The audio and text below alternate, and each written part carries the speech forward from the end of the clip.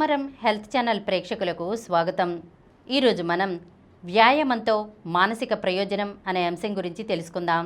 వ్యాయామం శరీరానికే కాదు, మనసుకు మేలు చేస్తుంది. క్రమం తప్పని వ్యాయామంతో మన మెదడు మానసిక గాయాలను నిల్వ చేసుకునే తీరు కూడా మారుతుందని ఒక అధ్యయనంలో వెల్లడైంది.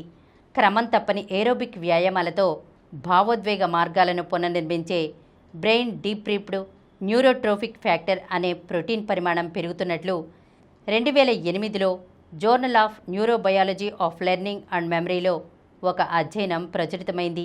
వ్యాయామం పాత భావోద్వేగ తీరుతెన్నులను అప్డేట్ చేసి మానసిక గాయాల తాలూకు జ్ఞాపకాలను మసకబార్చగలుగుతుందనే మరొక అధ్యయనం కూడా ఫ్రాంటియర్స్ ఇన్ సైకాలజీ అనే జర్నల్లో ప్రచురితమైంది.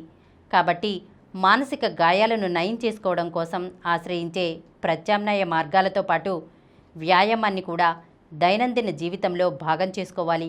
వ్యాయామంతో మనసును హుషారుగా ఉంచే హార్మోన్ల ఉత్పత్తి పెరగడంతో పాటు గాయపడిన మనసు తేలికపడుతుందనే విషయం గుర్తుపెట్టుకోవాలి. ఈరోజు మనం వ్యాయామంతో మానసిక ప్రయోజనం అనే అంశం గురించి తెలుసుకున్నాం కదా. మరొక అంశంతో మళ్ళీ కలుద్దాం. ఈ కార్యక్రమం మీకు ఎంతో నచ్చింది కదా. ఇటువంటి మరిన్ని వీడియోల కోసం అనతి కాలంలోనే 21 కోట్ల వ్యూస్ సాధించిన సమరం ఛానల్ సమర్పించు సమరం హెల్త్ ఛానల్కు సబ్స్క్రైబ్ చేయండి, లైక్ చేయండి, మీ ఫ్రెండ్స్కి షేర్ చేయండి. అలాగే ప్రక్కనున్న గంట సింబల్ని ప్రెస్ చేయడం మర్చిపోకండి.